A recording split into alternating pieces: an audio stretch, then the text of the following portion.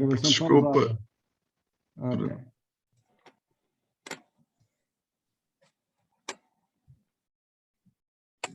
É um prazer estar convosco esta noite para uma conversa. É uma conversa que eu vou fazer acompanhar de alguns slides ilustrativos,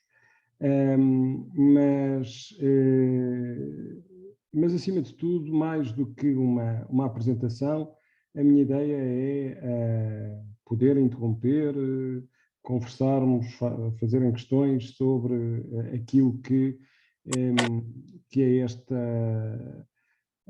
esta situação em que estamos, em que há aqui, digamos, já perspectivas diferentes. Se lerem as notícias em Portugal e se calhar também no Brasil, aí acompanho menos,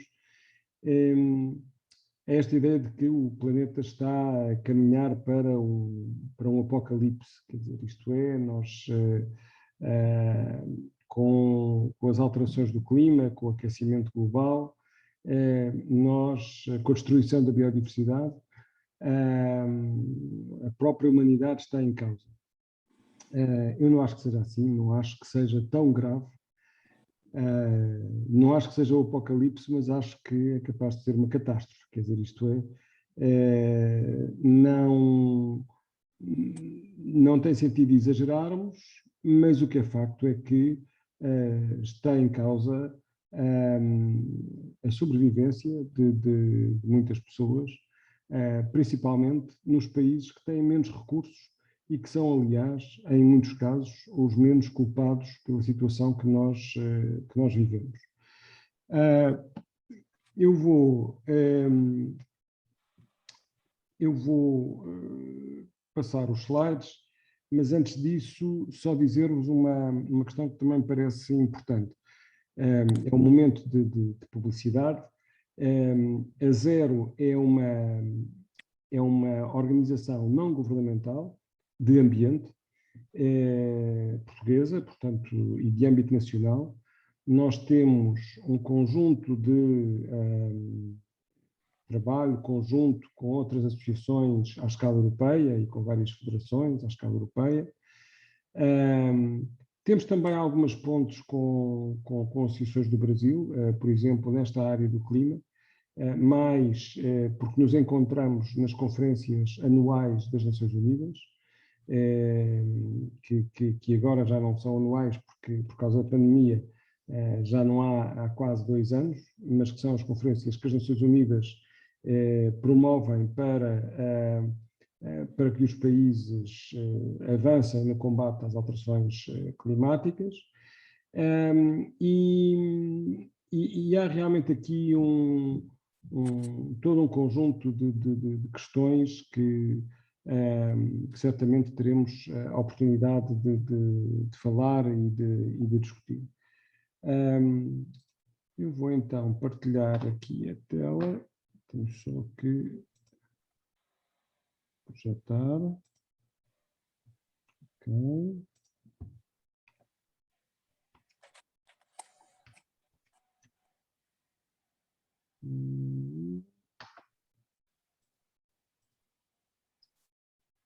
Ora, onde é que ela está?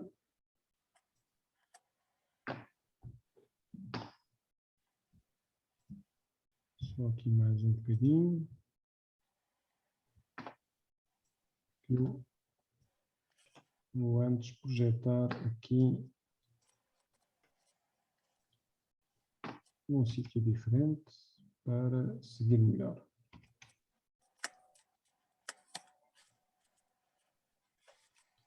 Ok, penso que assim estão a ver. Ora bem, então, que futuro é que nós temos para este planeta ameaçado, não é? A primeira questão, que eu acho que é muito importante e que tem a ver, como eu vos disse, havia aqui um pequeno momento de publicidade, é que a Zero chama-se precisamente Associação Sistema Terrestre Sustentável. Podem consultar o nosso site, que é muito simples, é zero.org. ONG. Portanto, essa é que é a grande diferença. Às vezes muitas pessoas confundem com org, porque habitualmente as organizações terminam no site com ORG, mas no nosso caso as últimas 3 letras são precisamente da organização não governamental, portanto 0.ong.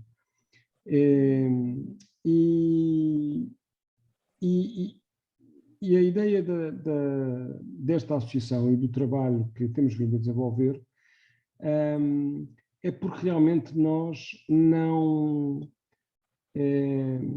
tem sentido nós olharmos para as políticas, para as medidas, para o futuro do planeta, olhando apenas numa perspectiva ambiental, que é isso que muitas associações de ambiente legitimamente fazem.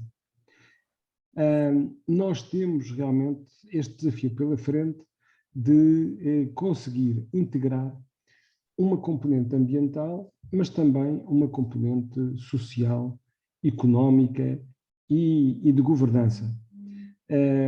E eu acho que esse é um aspecto crucial. Nós já fizemos, por exemplo, vários webinars e pequenas conferências com colegas do Brasil sobre a Amazónia. E uma das coisas que deu para perceber muito bem é que realmente a Amazónia é tudo menos um ecossistema. Ou seja, a Amazónia é verdadeiramente uma área onde estas valências se encontram de forma muito clara. Aquilo que foram todo um conjunto de movimentos sociais, desde os povos indígenas, desde os conflitos entre várias linhas de utilização dos terrenos, da floresta, das pastagens, do usufruto da natureza, e também circunstâncias económicas, como é evidente, as questões também daquilo que é a exploração da madeira, até à criação de gado, até ao turismo de natureza, até quem, pura e simplesmente, quer garantir a sua sobrevivência na zona da Amazónia. E a questão da governança é também absolutamente crucial. E eu dei este exemplo da Amazónia porque me parece importante à escala mundial, mas já que estamos aqui nesta conversa entre Portugal e Brasil, mas no fundo isto é comum a todas as sociedades, ou seja, um desenvolvimento sustentável é um desenvolvimento que garante que as próximas gerações tenham bem-estar, qualidade de vida, e que o planeta está a ser devidamente cuidado para continuar a funcionar ao longo das próximas décadas, séculos, milénios, aquilo que for. Em 2015, houve uma conferência das Nações Unidas muito importante. Aliás, mais uma vez aqui podemos recuar ao Brasil, porque a primeira conferência que olhou profundamente para o desenvolvimento sustentável foi a Conferência do Rio, ou a ECO 92, que teve lugar em 1992 portanto, que traçou uma agenda até ao final do século passado. Houve depois os chamados Objetivos do Milénio, até 2015, e depois, em 2015, nós tivemos então, não os Objetivos do Milénio, que eram muito focados nos países em desenvolvimento, mas sim os Objetivos para o Desenvolvimento Sustentável. E funciona muito bem esta história dos 5 Ps, porque funciona em inglês e funciona em português. Portanto, pessoas, prosperidade, paz, parcerias e planeta. Em inglês é People, Prosperity, Peace, Partnerships e Planet. Portanto, são estas valências que nós temos que saber enquadrar. Nós não conseguimos ter um desenvolvimento sustentável se não tivermos paz, se não tivermos colaboração entre as entidades, entre os vários setores da sociedade, se não tivermos vidas prósperas, vidas em que as pessoas consigam garantir a sua qualidade, a sua participação. E, obviamente, quer dizer, nós não, com pobreza, com fome, sem dignidade, sem igualdade, também não vamos longe. E, portanto, as pessoas desempenham aqui um papel crucial. Mas tudo isto tem a ver com um planeta que todos os anos é capaz de renovar os seus recursos e que, se nós formos além desses limites, pomos em causa, obviamente, também a nossa própria vida e a nossa própria e os outros objetivos que estão em jogo. Como eu dizia no título que foi anunciado, nós temos aqui 3 crises, não é? Uma crise climática, a crise da biodiversidade e a crise dos recursos. A crise climática, vocês certamente ouviram muito em agosto, porque há um painel de cientistas, que é o chamado Painel Intergovernamental para as Alterações Climáticas, que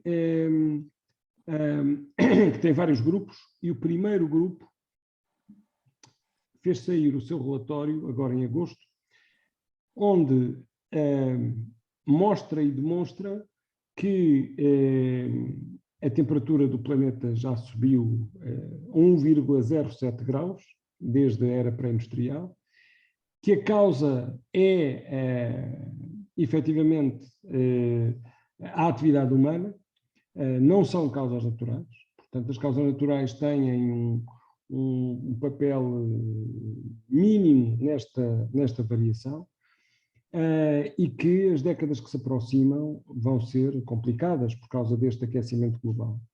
E, aliás, foi ver à volta, nós tivemos incêndios na Califórnia, que ainda temos, na Grécia, na Turquia, tivemos ondas de calor enormes no Canadá, e estamos a ter ainda uma seca em Madagascar.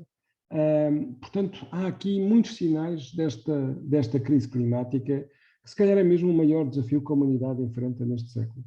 Mas temos também uma crise da biodiversidade. Nós estamos a perder muitas espécies à custa de termos cada vez menos locais selvagens, preservados, e isso põe em causa o funcionamento de toda a sociedade. Por exemplo, se calhar também já leram sobre isto, mas nós estamos a perder o número de polinizadores, como é o caso das abelhas. Isso tem a ver com o clima, mas também tem a ver com o facto destas inter-relações entre as várias espécies não estarem a funcionar. Ora, sem polinizadores, nós pomos em causa o próprio funcionamento da nossa agricultura. Portanto, não é apenas a própria natureza que está em causa, são diretamente atividades fundamentais nossas. E depois uma crise dos recursos, porque a nossa pegada ecológica está realmente muito acima daquilo que a natureza renova todos os anos. Ora, sobre esta crise climática, reparem, o ano de 2020 foi o mais quente desde que há registros, 2015 e 2016. Portanto, e pode-se dizer, mas já houve variações grandes aqui há 500 anos, há 1000 e tal anos. Bem, o que é facto é que nenhuma dessas variações, nem de perto nem de longe, foi tão significativa como aquela que nós estamos a ter e com consequências tão dramáticas e que ainda estão, efetivamente, apenas a aumentar. Não é? E, portanto, estamos aqui com uma crise muito dramática, com muitas implicações. Se nós temos uma temperatura mais quente, temos o degelo do Ártico, com a subida do nível do mar, mas temos o degelo também das zonas de montanha, e o próprio oceano, como está mais quente, também se expande. E uma das coisas que este relatório de 2021, agora de agosto, diz é que não, este tipo de fenómenos que estão a ser, estão mais a começar, propriamente, do que a terminar, e que mesmo que nós consigamos reverter, digamos assim, a causa, que são as emissões de gases com efeito estufa, ou seja, é a queima, tudo o que seja a queima de combustíveis fósseis, o gás natural, o carvão, o petróleo, nós vamos demorar centenas de anos a voltar a ter, se calhar, a quantidade do gelo do Ártico que tínhamos aqui há tempo. E, portanto, a crise climática é realmente dramática em todas as vertentes. Há doenças, por exemplo, que estão a expandir muito. Porquê? Porque eu tenho... Há uma série de locais onde antes os insetos não chegavam, por exemplo, e agora chegam. E mesmo, por exemplo, os vírus que eu tenho nesses insetos acabam por se espalhar, porque como está mais calor, por exemplo, é o caso do Zika, que o Brasil bem conhece. O que de antes não havia problema, porquê? Porque com menos calor, quando o vírus estava preparado, ou melhor, quando o mosquito estava preparado para passar o vírus a outro, o mosquito morria. O problema é que com o calor o vírus acelera o seu ciclo e, portanto, o mosquito ainda está vivo para contagiar outras pessoas que venham a ser picadas. E como está mais calor, os mosquitos são mais ativos do que numa situação com a temperatura menor. Portanto, está tudo a funcionar contra nós. Aqui só alguns dados de Portugal. Julho de 2020 foi o mais quente, desde que existem registros rigorosos no país, ou seja, desde 1931. E foram quase mais 3 graus que o normal. Eu já falei muito da crise climática, falar-vos também um bocadinho da crise da biodiversidade. A biodiversidade, no fundo, não é apenas a variedade das espécies, é acima de tudo, esta interação que nós temos entre as várias espécies. E eu aqui já me adiantei a falar do caso dos polinizadores. E reparem uma coisa, vocês se calhar até pensam, bem, mas nós temos vindo a florestar muitas zonas.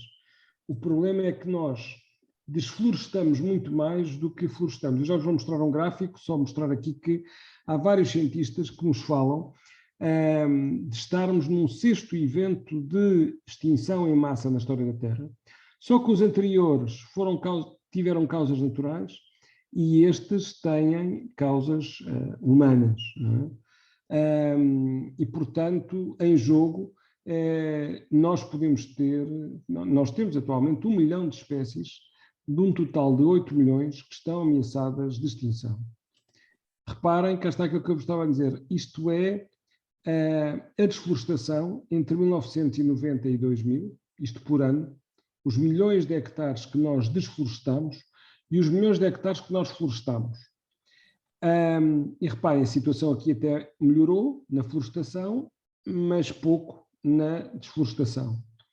E o que acontece nos anos mais recentes é que nós reduzimos a desflorestação, mas também reduzimos aquilo que temos estado a plantar. Só falar aqui da terceira crise, que é uma crise muito importante, que é a crise dos recursos. Nós consumimos muito mais ao chamado dia de sobrecarga da Terra, que é um dia que é calculado por um conjunto de cientistas que faz este cálculo, que é um cálculo simbólico, de qual é o dia em que eu esgoto os recursos naturais da Terra. É como se eu tivesse o meu salário, não é? Mas a partir desse dia eu tinha que recorrer ao cartão de crédito. Esta organização, a Global Footprint Network, faz esta avaliação. E, portanto, o que é facto é que nós temos vindo a antecipar este dia da sobrecarga, porque Só para ter uma ideia, nos anos 70 nós conseguimos chegar ao fim do ano.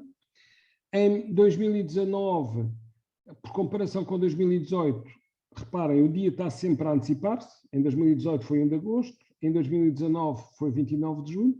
Veio a pandemia em 2020 e aí atrasámos este dia da sobrecarga para dia 22, mas depois, em 2021, já regressámos outra vez a dia 29. Portanto, realmente nós estamos a consumir demasiados recursos, mais do que aqueles que o planeta é capaz de renovar, e vocês podem perguntar, mas como é que é isso? Como é que isso é possível? Bem, é simples. Nós estamos a ir buscar água em alguns sítios que é água já fóssil, não é? Quer dizer, é água que não vem das chuvas, é água que estava lá armazenada.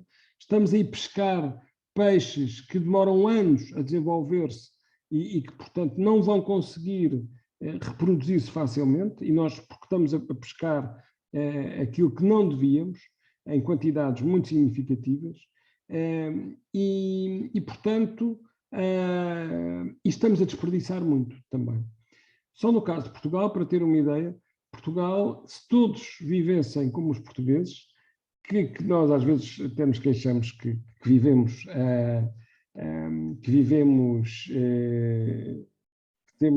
não temos propriamente uma vida abastada, mas mesmo assim seriam necessários 2 planetas e meio. Isto é a pegada ecológica ao longo dos tempos. Portanto, reparem, há aqui as emissões de carbono que têm a ver com os gases com efeito estufa, que não têm parado de crescer, mas também o uso da agricultura, que tem aqui uma componente importante, e também a terra que está vindo a ser impermeabilizada, portanto, construída. E aqui o importante é este balanço entre a biocapacidade, que é o que é que nós temos de área para produzir, e aquilo que nós utilizamos. Em Portugal, esta situação é muito desfavorável. Nós usamos muito mais do que a área produtiva, do que aquilo que produzimos. Dizer-vos que no Brasil é ao contrário. No Brasil, mesmo assim, para a população que tem, acaba por se gerar muito mais recursos do que a população acaba por consumir. Isso tem vindo a reduzir muito, nomeadamente por causa dos incêndios na floresta amazónica, da exploração de alguns materiais, mas mesmo assim não tem comparação entre Portugal e o Brasil. Por exemplo, isto é um exemplo para um concelho em Portugal. Reparem, neste concelho de Barcelos, isto é o que se produz e isto é o que nós consumimos. Portanto, isto são umas unidades que são os hectares globais, mas o importante aqui é esta noção. Estão a ver? Quer dizer, aquilo que se produz é muito baixo em comparação com aquilo que se consome.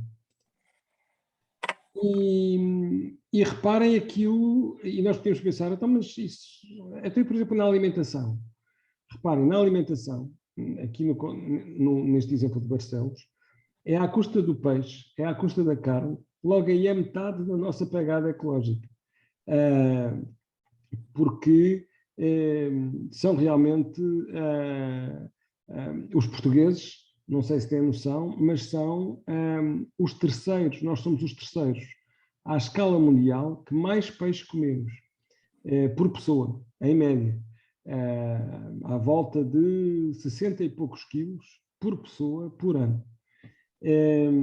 E eu penso que os campeões são a Coreia do Sul, e agora não me lembro qual é o segundo, mas sei que somos os terceiros. Na Europa somos os primeiros. Não é?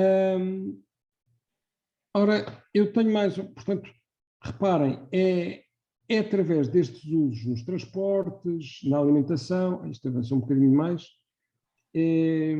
nos transportes, na alimentação, que nós temos este uso de recursos, e depois a capacidade, a biocapacidade que nós temos não chega para estes usos todos que nós fazemos.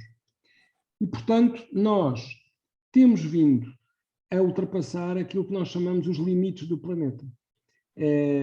Temos aqui várias áreas, eu peço desculpa por o slide estar em inglês, mas já vimos a biodiversidade, as alterações climáticas, a conversão dos solos, o ciclo de alguns nutrientes muito importantes, como é o fósforo e o azoto, e, portanto, todas estas situações estão em perigo. Mas também do ponto de vista social, porque nós temos grandes desigualdades entre o uso da água, entre países, da energia, e também do ponto de vista social, desigualdade de género, desigualdades políticas.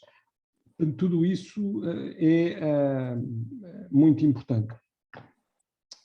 E eu, antes de continuar os slides que tenho para vos mostrar, bem, vou só mostrar aqui mais dois, porque aqui tem a ver um pouco com a transição que eu quero fazer. Isto é um escritor do início do século XX que dizia assim: há duas possibilidades de nós termos o suficiente. Uma é continuarmos a acumular e acumular, okay? E a outra é desejarmos menos. Ou seja, quando nós estamos tristes, infelizes, se formos fazer umas comprinhas, ficamos mais satisfeitos. Agora, o problema é que isso tem um custo grande. E, portanto, o truque verdadeiramente para nós salvarmos o planeta é desejarmos menos. É pensarmos que realmente nós conseguimos ter bem-estar, qualidade de vida, conforto, se calhar usando menos recursos e olhando para a nossa felicidade não com base na quantidade de bens que temos, mas acima de tudo noutros fatores. Reparem que isto é preciso ter aqui um bocadinho de cuidado, porque isto não é sempre verdade, não é? A ideia é evidente que uma pessoa, e países em que as pessoas tenham muito poucos recursos, faz toda a diferença terem mais recursos, para atingirem, digamos assim, o mínimo. Mas depois, entre eu, vou falar em euros, entre eu estar a receber 2.000 euros ou 3.000 euros e receber 10.000 ou 1 milhão, quer dizer, já não está demonstrado que não é isso que muda a qualidade de vida, o bem-estar, a felicidade das pessoas. Ou seja, numa primeira fase, eu ter mais dinheiro faz diferença. Mas numa segunda fase, eu ter milhões, eu ter 20 milhões ou 1 milhão, não é por aí que eu vivo melhor. E eu tenho aqui um slide a seguir que, por acaso, devia ter posto antes, que é, reparem aquilo que eu vos tinha dito, portanto, em 1970 nós conseguimos chegar ao final do ano, ainda com os recursos renováveis todos, e ao longo dos anos esta data tem vindo sempre a recuar. Ora, eu, como vos digo, tenho aqui mais um conjunto de slides, não muitos, mas ainda alguns, mas ia fazer aqui uma pequena interrupção, também para podermos conversar um bocadinho sobre esta reflexão, e até eu próprio vos fazia uma outra pergunta simples. Todos vós acreditam que isto que está a acontecer ao clima, tempestades em várias partes do mundo, incêndios que nós já tivemos em Portugal em 2017, acham que esta questão das alterações climáticas tem a ver realmente com a atividade humana, ou acham que há realmente aqui causas naturais que explicam este aquecimento e estes efeitos todos? Ou outra questão que vocês tenham, era só para fazermos aqui. A Marta diz que deverão ser causas naturais. Outros colegas, o que é que acham? É assim, eu fiz o teste lá, o simulador da pegada ecológica. E eu separo o lixo, eu tenho as lâmpadas económicas, tenho muitos cuidados com o ambiente, raramente uso carro, ando a pé, e o meu Bem, limite então, passou. já faz muito. Não, mas é que passou. Quer dizer, mesmo o que eu faço não é o suficiente para proteger o ambiente, não é? Eu já nem digo para não o destruir. E o que é que, habitualmente, nessa análise da pegada ecológica, ele diz onde é que nós estamos a falhar. Não fez, no simulador, ele não mostrou onde é que tinha maior peso a sua pegada ecológica. Foi no consumo da eletricidade. Ah, é? Foi. Ah, curioso. Foi mesmo curioso, porque eu tenho energia solar, que a água é aquecida quando tem sol, não é? Que foi a energia solar, e foi no consumo da eletricidade. Eu acho que houve aí houve algum erro a introduzir os dados, ou então o simulador da pegada não está não está correto. Onde é que, só por curiosidade, onde é que fez essa simulação? Porque há várias calculadoras da pegada ecológica. Sim, eu não sei se vou errar o que eu estou a dizer, mas acho que foi num de Guimarães, qualquer coisa, não sim, tem? senhor, porque Guimarães tem. Guimarães Pronto, tem o cálculo da pegada ecológica, sim, o senhor. cálculo depois foi. Não, é curioso porque até em termos de eletricidade, Portugal, eu penso que tem essa noção, nós temos muita eletricidade de fontes renováveis. Portanto, a nossa pegada associada ao uso da eletricidade nem sequer é muito grande, porque nós temos mais de 60%, entre 60% a 70% de eletricidade que é produzida a partir das barragens, a partir do vento, portanto hídricas, eólicas, solar por agora ainda é só um bocadinho, a queima também de biomassa, portanto, nós, por exemplo, já encerramos as centrais a carvão, não é? Quer dizer, por acaso não é verdade, ainda temos uma central que vai fechar daqui a 2 meses, mas está quase, portanto, eu não me comprometo a ir fazer a pegada ecológica com a analisa outra vez para ver o que é que aconteceu ou não, mas acima de tudo penso que está na linha certa, isto é, o uso de energia solar, realmente reduzir o uso do carro, que é uma questão fundamental também. Na alimentação, a alimentação tem um peso grande, portanto aqui não significa nós passarmos a ser vegetarianos, mas significa reduzirmos um pouco o consumo de peixe e de carne, porque tem realmente um peso muito grande nas emissões. Ora, mas aí é que tem que se mudar o mindset, porque na altura eu percebi. Essa é a questão mais importante. Essa é a questão mais importante que vamos falar e que já estamos a falar, porque realmente o mais importante de tudo, como eu estava a dizer, é nós construirmos a nossa felicidade, ou seja, o nosso paradigma não ser o paradigma do consumo. Portanto, o problema é que nós estamos numa sociedade global em que o paradigma é efetivamente o consumo. E, portanto, estas crises todas, quando eu dizia, bem, 3 crises, uma solução, é porque realmente a solução está na redução do consumo, principalmente do consumo de bens originais, isto é, porque se nós fizermos o consumo, por exemplo, de bens que sejam reutilizados, reciclados, quer dizer, aí é diferente, não é?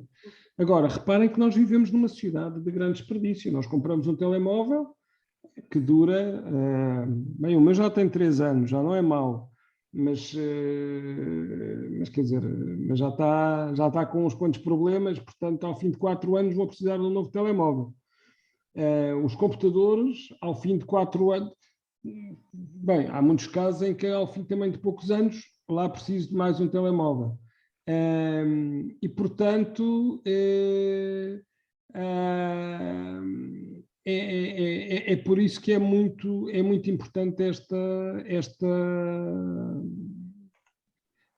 esta mudança de paradigma, não é? De mindset, como dizia.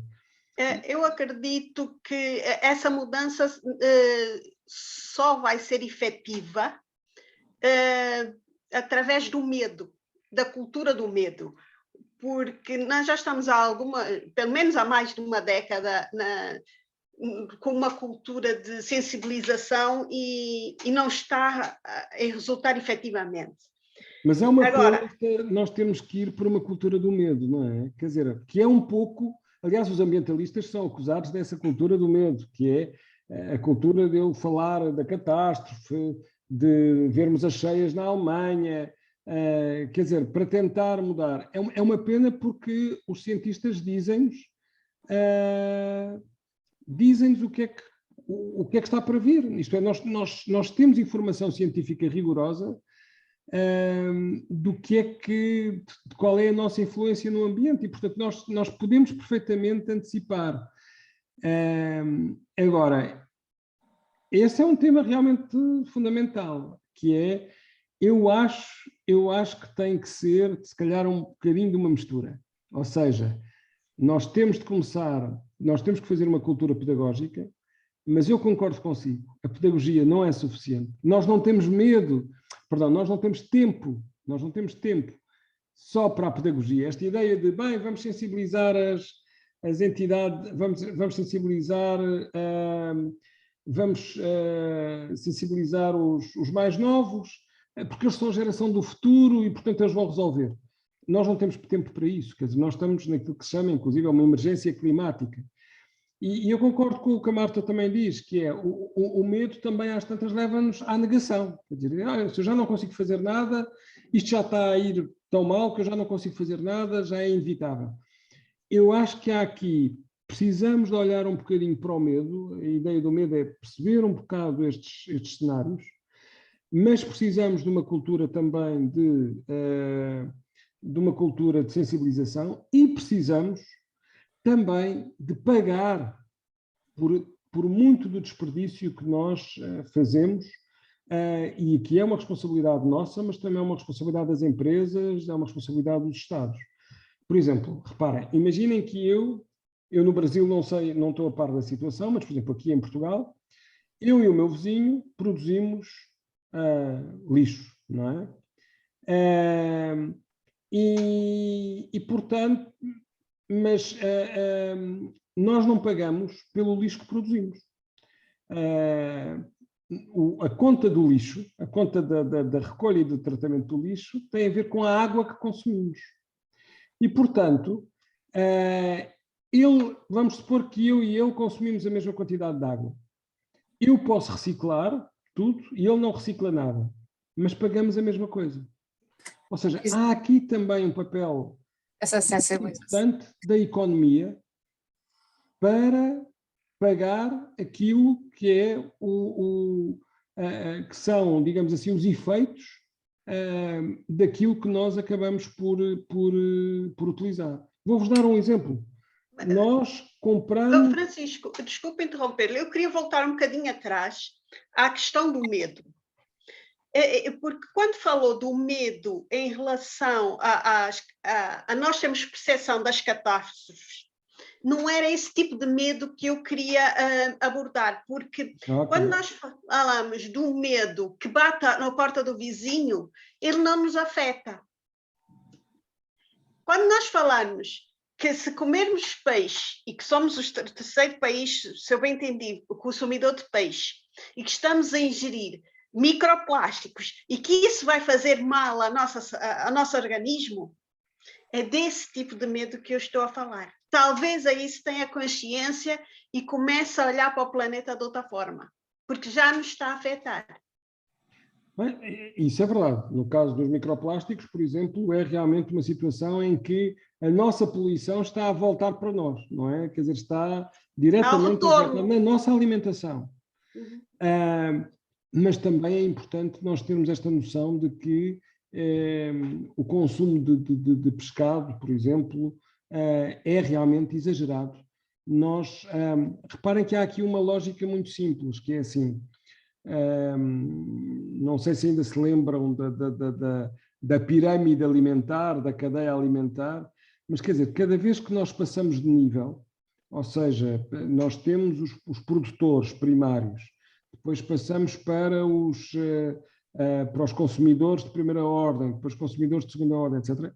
Cada vez que nós subimos na cadeia alimentar, nós estamos a perder muita energia. Porque é normal, quer dizer, isto é, no processo de alimentação, nós vamos perdendo muita energia e, portanto, nós acabamos se nós recorrermos à alimentação do nível mais baixo, acabamos por desperdiçar muito menos energia do que se nos formos alimentar noutros níveis que representam, no fundo, um consumo muito maior. Não é? Porque cada animal já teve ali, já se alimentou dos produtores primários e já teve ali uma série de perdas de energia. Mas sim, já percebi um pouco a diferença que a Analisa comentava. Doutor, posso fazer uma pergunta? Não dominarmos, a Natália também vai intervir. Eu concordo plenamente com aquilo que falou a nível de economia do lixo. Efetivamente, eu sou de Santa Maria da Feira, onde temos a água mais cara do país e onde temos o saneamento mais caro do país, onde somos obrigados a ter quadro de água, mesmo que a gente não consuma, e onde somos obrigados a pagar a taxa de lixo, mesmo que não o tenhamos. Eu, na verdade, aqui em minha casa somos respeitamos muito a separação de lixos em todos os pontos, eu tenho ecopontos de tudo aqui em casa, e questiono efetivamente aquilo que disse. Nós, no fundo, estamos a pagar, mas estamos a trabalhar para um organismo que vem buscar os lixos 3 vezes por semana, distintamente nos ecopontos que pomos à porta de casa, e ainda pagamos à Câmara uma taxa. Aquilo que eu acho, eu tenho que pagar porque sou obrigada, não é? Até porque o Presidente da Câmara mora em frente à minha casa e também ele não deve fazer aquilo que eu faço, mas eu sou obrigada a fazer. Aquilo que eu acho, o medo é relativo. Eu vou dar aqui um exemplo. É óbvio que vivemos num país desenvolvido, considero Portugal. Eu, como presidente de uma ONG também na parte humanitária, fiz 2 projetos em África relativamente ao lixo. E foram um sucesso, os meus projetos. Era comprar o lixo. Portanto, eu comprava o lixo, as crianças até iam, pronto, era uma forma das crianças apanharem as latas e as garrafas de cerveja, que é às toneladas, e o plástico, que é às toneladas, pronto, como também temos em todo o mundo, e eu tinha uma base onde recepcionava tudo isso em contentores, pesávamos, ia diretamente para o contentor de separação e pagávamos a essa pessoa não com dinheiro. Criávamos umas senhas onde essa pessoa ia a um supermercado onde nós tínhamos um estoque alimentar, buscar desde o arroz ao feijão aos bens alimentares principais que nós achávamos que eles mereciam. Foi um sucesso. Em Cabo Verde, onde eu estou, e apresentei esse projeto ao Presidente da Câmara de Ribeira Grande, Santiago, na ilha de Santiago, para fazermos o projeto principalmente do vidro, onde as pessoas também, é um país onde a taxa de álcool é brutal, e fazermos esse projeto. E, efetivamente nós vamos pagar um serviço, mas eu acho que é melhor pagarmos esse serviço às pessoas que vão limpar a sua própria zona e sentem-se incentivados em ir buscar uns quilos de vidro, de chapa, de plástico, de papel, e receberem um X, porque eles acabam por ser funcionários da terra deles, em que essa função devia ser do organismo estatal. Em Portugal, eu classifico que é o comodismo das pessoas, mas também ouço muito essa atitude que disse, as pessoas pagam à Câmara, não vou trabalhar para a Câmara, vai tudo junto. É óbvio que cada um tem a sua mentalidade, mas é isso que muita gente pensa. Francisco, você está sem microfone. Eu até aproveito uma questão, Francisco, antes de você responder a Natália. Se você quiser terminar a apresentação para depois a gente abrir para as perguntas, né, para organizar, mas, por favor, é um sinal de quanto o quanto está sendo interessante, porque vai trazendo as questões e a gente quer colocar ela imediatamente. Ok. Eu só pensei em fazer aqui este intervalo a meio, que era para eu não estar a falar de seguida, depois vocês já se esqueciam das questões todas. Mas só para comentar aqui uma questão que a Natália está a dizer, que é, reparem, a reciclagem é a terceira prioridade, porque a principal é a redução. A principal é eu não gerar embalagem, é eu não comprar embalagem. A segunda é a reutilização. É eu, em vez de comprar garrafas sem tara, eu comprar garrafas que devolvo a seguir e que fazem 7, 9, 15 viagens e depois é a própria fábrica que vê que as garrafas já não estão boas e as envia para reciclagem. Nem é preciso as pessoas irem colocá-las no vidro. Portanto, e este princípio é muito importante. Nós às vezes valorizamos muito a reciclagem, mas estes princípios são muito importantes. Mas eu até falando, não perdendo agora mais tempo, mas não resisto a falar um pouco sobre esta questão das ilhas. Uma das coisas que me fazem... Eu já estive em algumas ilhas de Cabo Verde, já estive também em São Tomé, e uma das coisas que me faz impressão é a quantidade de empresas que enviam embalagens de compal, de alumínio, de sumol, de plástico, portanto, vai tudo para as ilhas, não é?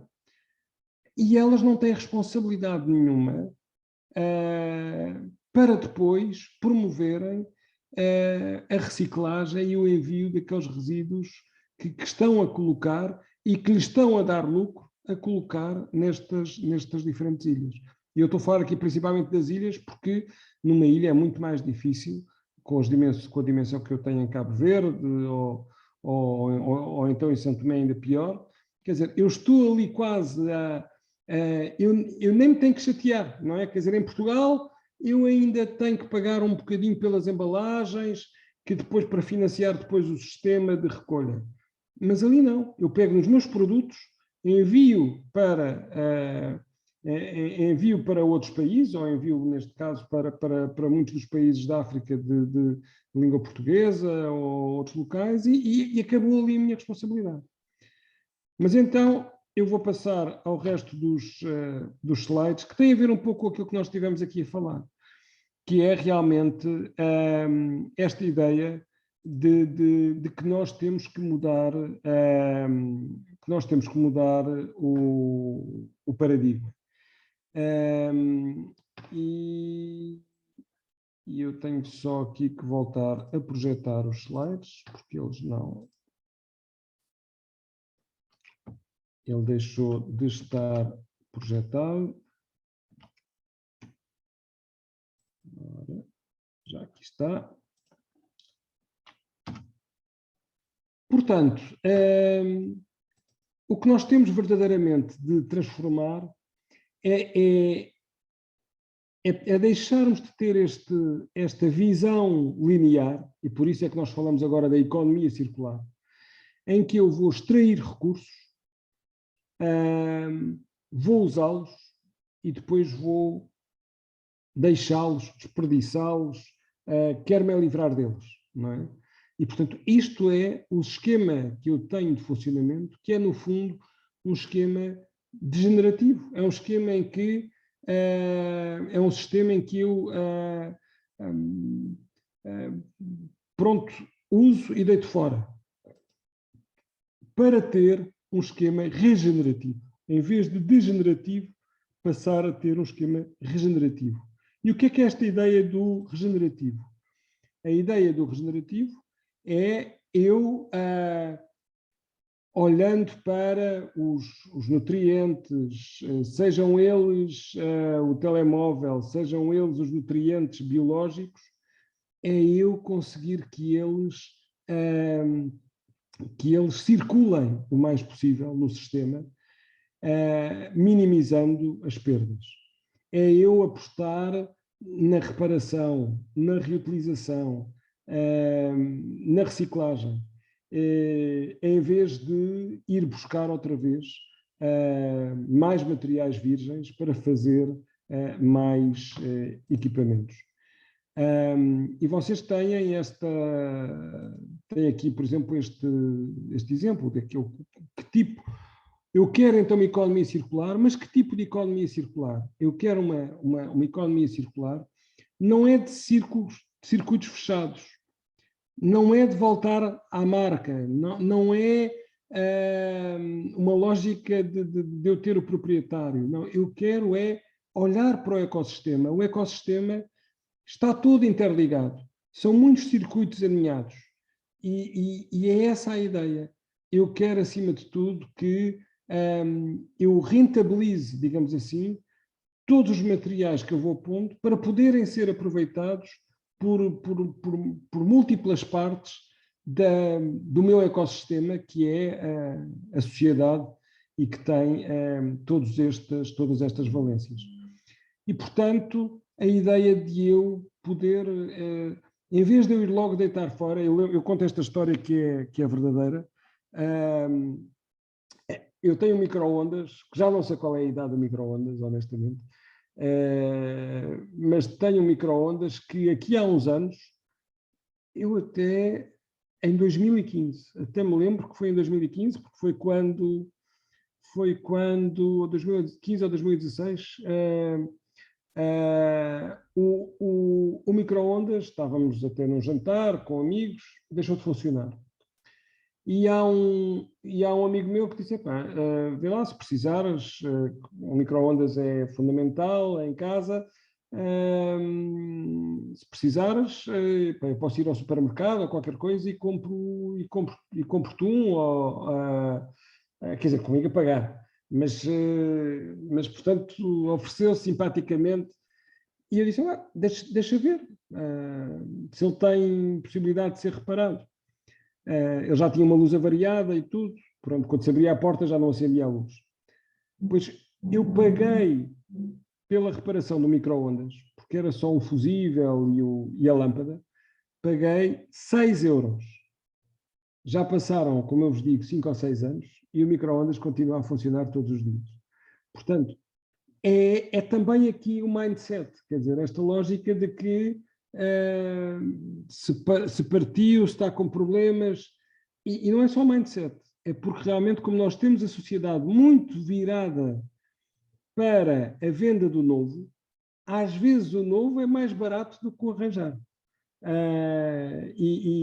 Portanto, nós precisamos de apostar nestas ideias da reparação, da circularidade, de eu usar o carro, por exemplo, todos nós, eu próprio, vivemos nesta ideia de ter um carro. Quer dizer, eu preciso ter um carro para qualquer coisa que preciso de fazer. E ele está ali à porta, tem ali uma tonelada e tal à porta, para, se eu precisar dele, o utilizar. Ora, esta visão também já está desatualizada. Aquilo que eu quero, aquilo que seria ideal, era se calhar, imaginem, eu não sei se no Brasil também há este conceito, mas a Uber é um serviço de mobilidade. Imaginem que ninguém tinha carro. Mas pronto, no dia a dia, eu, de vez em quando precisava, utilizava o Uber para ir às compras ou para ir a outro sítio, etc. E, se vocês fizerem as contas, aquilo que nós pagamos do carro, pela compra, mesmo em segunda mão ou em terceira, pelo seguro, pela reparação, quer dizer, estamos a falar de centenas e centenas de euros. E por isso é que eu vejo, por exemplo, muitos dos meus alunos na universidade já não querem ter carro, não têm carro e não querem ter carro. Às vezes, quando precisam de carro, alugam ao fim de semana, por 20 euros, por 30 euros. E de resto não têm carro, porque usam o transporte público, usam a bicicleta. Portanto, há aqui coisas que estão realmente a mudar e com um impacto muito positivo no ambiente. E nós precisamos, assim, de um novo vocabulário. Ou seja, nós passamos a vida a escolher os vencedores. Vamos lá ver quem é que ganha o concurso. Bem, a ideia é que nós temos de pensar em escolher aqueles que estão disponíveis. Não é quem vence, é quem está disponível. Não é ajustar o nosso objetivo pelo comum. Não, o importante é acertar na direção. Não é subcontratar, até para as empresas, muitas vezes, bem, eu subcontrato isto, aquilo, etc. O importante é é capacitar essas empresas. É recompensar a partilha. Há aqui, portanto, novos conceitos que são muito importantes. Até ao presente, nós temos apostado muito nesta ideia de riqueza, de crescimento contínuo, de eficiência, no ter mais, e isso leva à insatisfação. E a ideia é nós apostarmos no bem-estar, na qualidade, na suficiência. Esta palavra suficiente é muito importante e não significa que não é um regresso à idade da pedra, de forma alguma. É sim nós vivermos com qualidade, mas com menos recursos. Fazer uma utilização suficiente e eficiente dos recursos, de forma a minimizar o nosso impacto ambiental no planeta. Ou seja, nós precisamos aqui de uma nova era, uma era de responsabilidade, de urgência, sem dúvida alguma, mas também de criatividade, de inovação, de resiliência e de otimismo. Portanto, não precisamos de entrar aqui numa onda negativa, mas temos que, ao mesmo tempo, perceber que é preciso realmente mudar. E só nesse caminho é que nós conseguiremos realmente salvar o planeta, ou pelo menos salvar muitas das pessoas que estão ameaçadas no planeta. Esta foi a primeira fotografia que foi tirada quando foi na véspera de Natal. Não foi por astronautas que chegaram à Lua, eles apenas orbitaram, foi uma missão Apollo em que apenas orbitaram a Lua antes de ir lá abaixo, e tiraram esta fotografia, e eu acho que é só quando nós vemos a Terra de longe que se calhar percebemos que estamos num planeta único e que temos aqui uma responsabilidade enorme pela frente.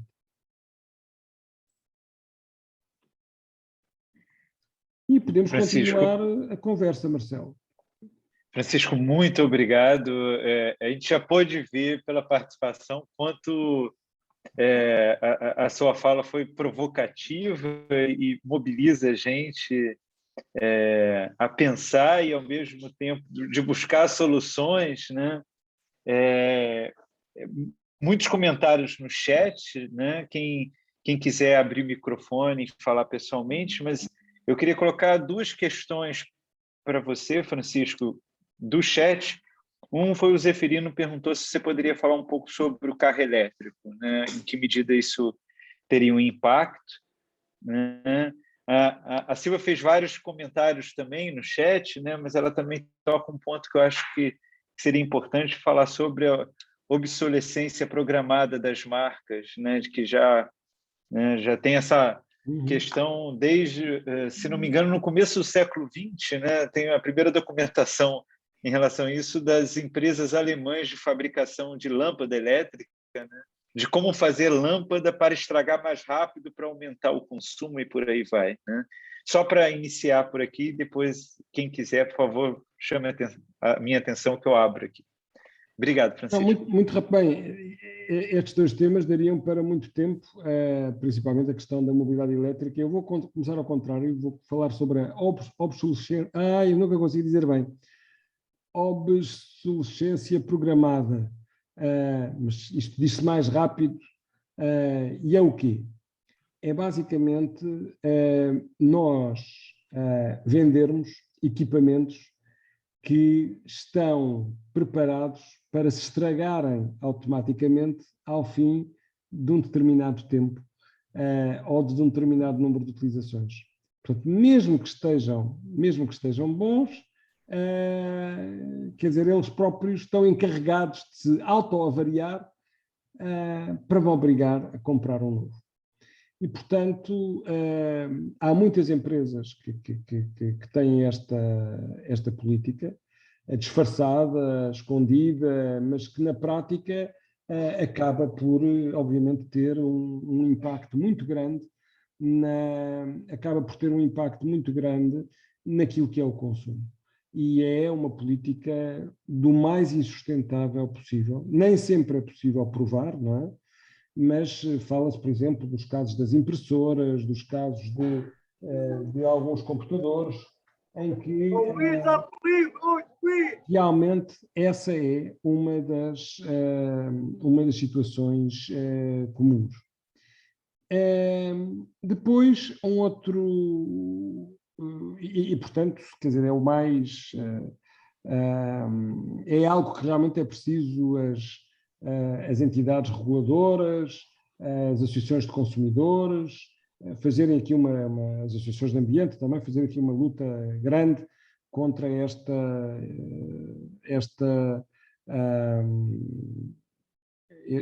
caso da obsolescência programada. Em relação ao carro elétrico, eu acho que nós temos que ter aqui uma visão mais abrangente, a começar por aquilo que eu vos falei, que é, se eu substituir os carros todos que nós temos por carros elétricos, eu continuo a ter enormes problemas. Primeiro, porque o congestionamento não melhora, não é? Os carros todos que eu tenho continuarão lá. Portanto, o carro elétrico não me resolve o congestionamento. É o transporte público que resolve. Se calhar, o desfazamento de horários, o teletrabalho, eu conseguir morar mais próximo do local onde trabalho. Quer dizer, são todas essas coisas que resolvem a situação, não é eu mudar do carro a combustão para o carro elétrico. Depois, a segunda questão é que não há soluções verdes. Esta ideia que nós, eu acho que é de nós entendermos bem isto, é que não há soluções, é muito difícil eu descobrir soluções onde digo, olha, esta minha opção é 100% amiga do ambiente. A energia solar é 100% amiga do ambiente. Não é, porque os painéis solares têm determinados metais, vão ser, quando acabarem de ser utilizados, vão precisar de ser reciclados, vou reciclar muita coisa, mas outras não. Portanto, quer dizer, eu tenho sempre custos para o ambiente. Esses custos são muito menores, não é? Quer dizer, entre eu estar a queimar petróleo e estar a usar um carro elétrico, sem dúvida que usar o carro elétrico é muito preferível. Mas como nós vimos, o carro elétrico tem baterias de lítio. Lítio que às vezes é extraído em países onde as pessoas não têm condições nenhumas. Lítio em pedreiras que causam danos à paisagem, às populações que estão próximas. Portanto, eu tenho que procurar o tal equilíbrio da sustentabilidade entre as questões económicas, ambientais, sociais, etc. É muito difícil eu chegar ao zero de impacto, por isso é que a associação em que eu estou se chama Zero, porque é essa utopia de nós não termos um impacto ambiental nas atividades que temos. Mas, portanto, eu diria que os veículos elétricos são realmente muito melhores do que os veículos a combustão. Isso é evidente, porque eu evito as emissões de gases para a atmosfera que estão a causar o aquecimento global, evito a poluição do ar nas cidades, evito o ruído. Eles são muito mais eficientes. Eu vou utilizar energia renovável, eletricidade renovável, se o país tiver essa eletricidade renovável. Agora, não é uma solução milagrosa. Portanto, mais importante do que eu mudar para o veículo elétrico é eu se calhar, conseguir não ter um veículo, usar um veículo elétrico quando for preciso, partilhá-lo, mesmo com máscara, para não haver problemas de Covid, mas é realmente esse pensar mais além que é fundamental. Portanto, nós temos que ter uma estrutura não, às vezes nós achamos que, olha, eu se em vez de comer isto, se eu comer aquilo, resolvo a coisa. Ou se eu comprar isto em vez de comprar aquilo, também estou a ser muito mais amigo do ambiente. Se calhar estou, mas se calhar consigo ir muito mais longe se fizer uma mudança mais pensada, mais estrutural. Fernando, gostaria de fazer uma pergunta? Gostaria. Eu gostaria de abordar um tema que é o setor primário da agricultura, da floresta, esta área que é a minha área de trabalho. O que eu acho que é um setor que tem sido extremamente, que no fundo provocou transformações muito complexas, unicamente devido ao consumo. O que é que nós verificamos hoje no país? As zonas interiores estão desertificadas, porquê? Porque os pequenos produtores não têm hipótese de produzir nada. A complexidade que se mete na produção de animal ou agrícola é brutal. Antigamente aproveitavam-se as folhas das árvores, aproveitava-se todos esses restos para as camas dos animais, para pôr nas terras. Hoje isso é proibido. Hoje, se nós formos ver a lei comunitária, põe uma série de limitações. E depois o que é que assistimos? Explorações intensivas, a produzir intensivamente, com contaminações brutais. E para quê? Para chegarmos às grandes superfícies e vermos que os preços que lá estão pequenos e que há um consumo muito grande. Portanto, eu acho que este é um dos setores que deveria ser muito bem olhado, porque desvirtuou-se por completo. As zonas onde produzia a parte de floresta típica, a gente chegava ao Alentejo, era o azinho, era o sobreiro, era o pinheiro, a gente ia para o norte, era o castanheiro, era as oliveiras antigas, agora é tudo oliveiras intensivas. Estes solos todos, destes olivais novos, que têm uma duração entre 15 e 20 anos, os solos vão estar esqueléticos.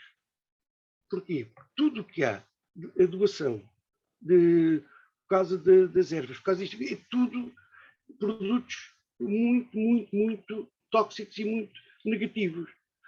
E, portanto, quando isto chegar ao ponto de ter, agora vamos substituir os olivais, o que é que vai acontecer? Não há hipótese. Vamos fazer o quê? Não se vai fazer nada porque, entretanto, essas zonas todas se desertificaram por completo.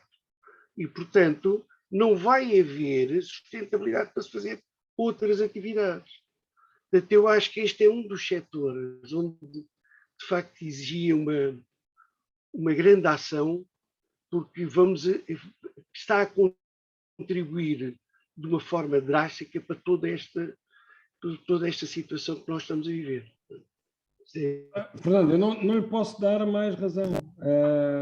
As pessoas às vezes têm esta ideia de que a agricultura, principalmente a agricultura, mas também a floresta, que no fundo são a parte boa do ambiente, porque é aí que eu produzo os alimentos, é aí que nós garantimos a nossa sobrevivência, quer dizer, porque sem termos alimentos não conseguimos sobreviver. Mas realmente não é efetivamente isso que acontece. A agricultura tem um impacto brutal. E quando nós começamos a contabilizar isto tudo, se nós tivermos uma visão abrangente, percebemos que a água que é utilizada. Nós na agricultura, a água potável, não é potável para beber, a água doce utilizável, 75% vai para a agricultura. A água que nós bebemos é 10% do total. 75% vai para a agricultura. E na agricultura, o desperdício dessa água é na ordem dos 40%, em alguns casos muito mais. Se eu começar a fazer contas ao azoto, ao fósforo, aos pesticidas, aos outros químicos, etc., e à própria perda de produtividade dos solos, é impressionante. A ideia de eu ter uma agricultura industrial que é muito subsidiada também, acaba por distorcer aquilo que é uma agricultura de conservação que me assegura que os solos, que os alimentos tenham efetivamente um respeito muito maior à sua exploração pela natureza e pelo planeta. E, portanto, o desperdício alimentar, que aliás, penso que a Sílvia e também a Elisa estão a comentar, a questão do desperdício alimentar é brutal, quer dizer, porque eu fico nervoso quando vou ao supermercado e vejo que já lá estão coisas a começar a ter mau aspecto, começa tudo a ficar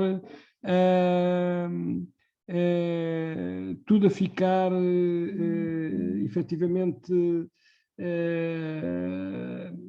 nós a percebermos que tudo aquilo vai-se embora. Quer dizer, não vai para um aterro, vai quando podia e devia ter sido aproveitado se nós não vivêssemos nesta lógica de pôr muito mais barato para vender mais, não é?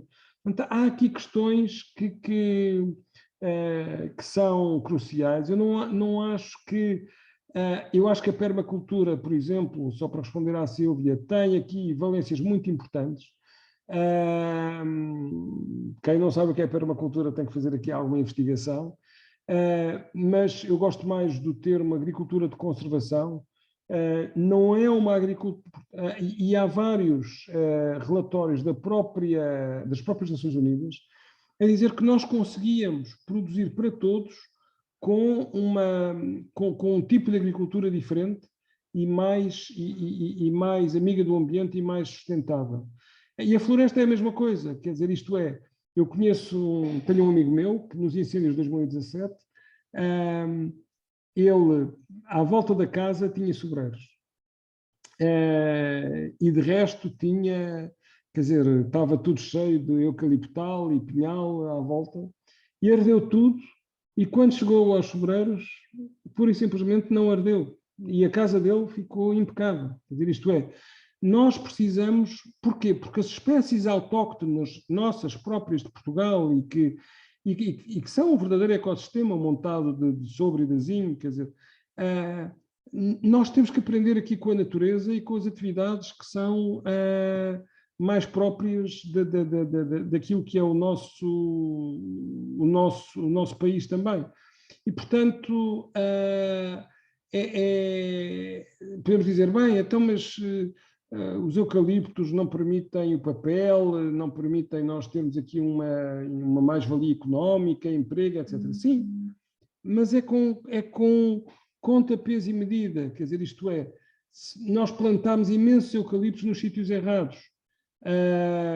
Nós continuamos a pôr espécies em grandes monoculturas que depois, quando nós temos verões cada vez mais quentes, com mais ondas de calor e, portanto, com risco de incêndio maior. Portanto, nós não podemos continuar a fazer estas asneiras. E só para responder à Marta, por exemplo, os eucaliptos também podem fazer parte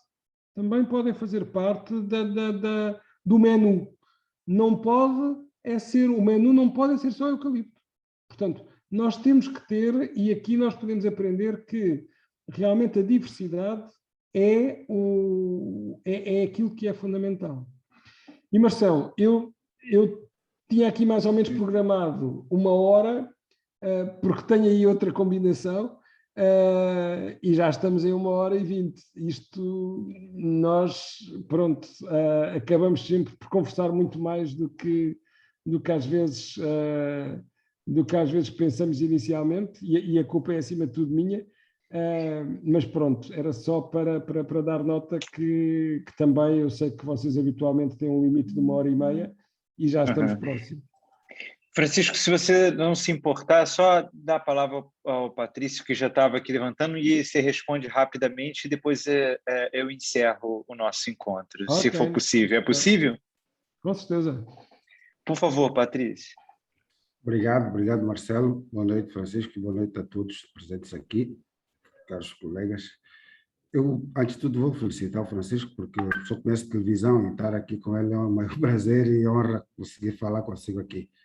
Portanto, eu sou angolano e, como tal, tenho acompanhado as coisas da ECODE e foi com muito interesse que eu vi que tinha este tema aqui. Isso porque eu gosto e, aliás, faço trabalho de tratamento de resíduos sólidos recicláveis em Angola. E interesso-me por esta matéria, interesso-me muito. tenho encontrado inúmeras dificuldades, então, com base nas dificuldades e conhecimento que eu tenho, queria partilhar aqui alguns momentos. Mas como o tempo é pouco, e em função da linha de pensamento que o Francisco ia, pode ser que eu esteja errado, mas antes de lhe fazer outro questionamento, ia perguntar primeiro, né? Acha que é moral fazer negócio com o tratamento, com a preservação da natureza como tal, fazer negócio no verdadeiro sentido da palavra? É imoral, será? Depois disso... Essa é uma pergunta complicada. Vamos lá ver. Eu acho... isso é quase uma questão de, quer dizer, se eu sou a favor da iniciativa privada ou do Estado, é quase assim. Mas, vamos lá ver, eu não me faz impressão que haja, digamos assim, que hajam empresas que façam negócio também com os resíduos. Não é isso que me faz impressão. O que me faz impressão é quando eu tenho negócios de resíduos que põem em causa a sua... que põem em causa aquilo que devem ser os princípios de gestão dos resíduos. Eu vou dar um exemplo muito simples e vocês todos percebem. Quando eu tenho empresas em Portugal a receber resíduos de Itália, porque eu em Itália não tenho hipótese de tratar alguns desses resíduos, porque estavam... os aterros já estavam cheios, etc. E, portanto, houve uma série de empresas em Portugal que aceitaram esses resíduos. E esses resíduos são resíduos, às vezes, perfeitamente, que deviam estar a ser reciclados. É plástico, é papel, etc. E eu estou a recebê-los, e muitos deles estão aí para aterro. Eu isso acho que é inconcebível. Quer dizer, porque eu estou a fazer um negócio que é insustentável. Eu não estou a fazer aquilo que deveria fazer, que é, primeiro, quem produz deve ser responsável por tratar, portanto, não deve estar cá a enviar para outros sítios. E a segunda questão é se eu ao menos estivesse a dar o destino certo, mas nem isso eu estou a fazer, não é? Portanto, não me faz impressão que empresas usem os resíduos, portanto, trabalhem na área dos resíduos para gerar lucros, desde que sejam respeitadoras dos princípios que sejam reguladas, e por isso é que, por exemplo, em Portugal há uma entidade reguladora das águas e os resíduos, chamada ERSAR, precisamente para que não haja, digamos assim, uma especulação à custa, por exemplo, da água ou dos resíduos, de bens, de serviços que são essenciais. Obrigado. Neste caso, eu tenho uma linha de pensamento que vai... Tinha duas e com essa fico com a outra, com uma que vai conhecer. Portanto, eu chego aqui agora, depois de saber que não é moral fazer negócio, e aliás tem que se fazer é bem condicionado e com todas as comunidades. O que vai faltar aqui, segundo me consta, vai ser legislação que seja atinente e que tenha, vamos assim dizer, peso suficiente para poder, de certa maneira, inibir a comportamentos não menos lícitos quando se fizer esse negócio. Portanto, a legislação aqui é papel do Estado como está a fazer. Se o Estado não fizer isso, claro que... Mas aí estamos perfeitamente de acordo. Ou seja, se o Estado, ou se não houver entidades reguladoras que realmente garantam esta honestidade, digamos assim, de eu cumprir os objetivos e de não... e no fundo não estar a explorar o negócio à custa da insustentabilidade daquilo que seja o destino dos meus resíduos, por exemplo, eu aí não vejo problema. Portanto, realmente o papel do Estado, das entidades reguladoras, é fundamental. Se eu disser assim, então eu tenho uma empresa de resíduos, ela não devia dar lucro. Eu não me faz impressão que ela dê algum lucro, não é? Faz-me impressão é se ela estiver a lucrar à custa de más práticas, à custa de ir contra aquilo que são os princípios de garantia, os serviços mínimos, inclusive, é que eu deveria conseguir garantir, não é? Por exemplo, eu acho que todas as pessoas deveriam ter direito a um mínimo de água, a um mínimo de eletricidade. Portanto, mesmo que a pessoa não pague, mesmo que esteja com problemas grandes económicos, eu acho que nós devíamos assegurar esses mínimos. Pronto, não pode ir para além disso, não consegue pagar, paciência, mas pelo menos tinha ali um mínimo assegurado. E é um pouco isso que eu vejo também nos resíduos, quer dizer, isto é, numa empresa eu tenho que garantir que essa empresa tem práticas adequadas. Oh, claro, tá bom, obrigado. Não, e só dizer, Patrícia, já agora só dizer que eu já estive em Angola, estive em Luanda, estive a seguir precisamente a parte da recolha de resíduos e o que é que estava a ser feito e algumas coisas da recolha seletiva. Já foi há uns anos, foi na altura em que foi lançado o plano estratégico dos resíduos de Angola, que tem ali numa estante, e é realmente um desafio muito grande para Angola e para outros países garantir esta parte toda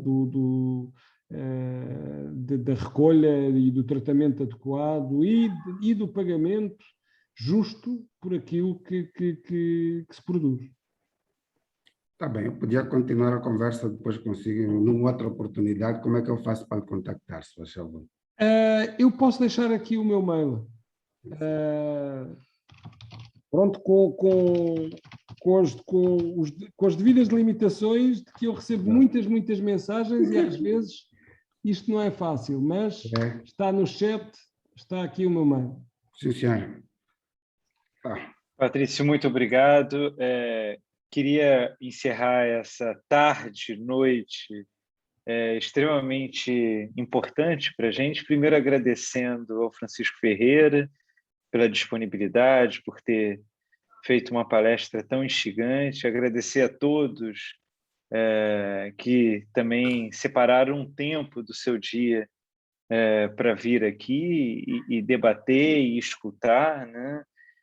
Acho que de alguma forma a gente poderia resumir que o Francisco Ferreira fez hoje foi nos provocar a ter um outro olhar sobre as nossas próprias vidas, né? Que é disso que a gente está falando quando fala da nossa relação com a natureza, né?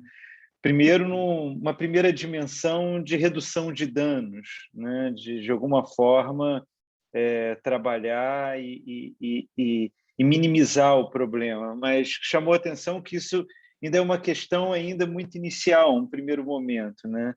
Que é necessário uma segunda dimensão de transformação, que seria uma mudança de mentalidade, né? Onde aí sim haverá uma mudança efetiva. E eu achei curioso, Francisco, quando você disse de zero que é uma utopia, né? E é curioso porque, sim, pode ser utópico, mas é justamente a busca dessa utopia que permitirá a gente realizar mudanças efetivas, reais, realmente transformar. E, afinal de contas, tudo que existe, antes de existir, foi sonhado, né? Então, a utopia não é um problema, mas assim, um caminho bastante prático para se realizar as coisas, né? Então, queria agradecer muito novamente, Francisco Ferreira, pela fala e a todos que estão aqui. Uma boa noite a todos. Obrigado também. Muito obrigada. E boa noite a todos. E boa tarde para o Marcelo. Boa tarde. E para os demais que estão longe. Muito obrigado. Boa noite a todos. Até a próxima. Obrigada. Até a próxima. Obrigada.